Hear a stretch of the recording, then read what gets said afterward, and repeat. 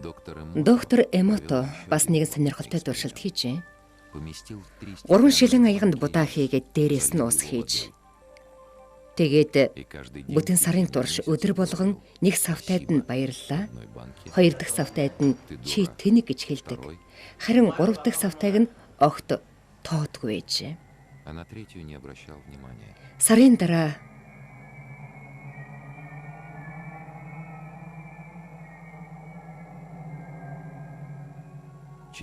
баярлалаа гэж хэлүүлсэн будаа нь тааламжтай үнэр ханхлуулан эсч эхэлжээ.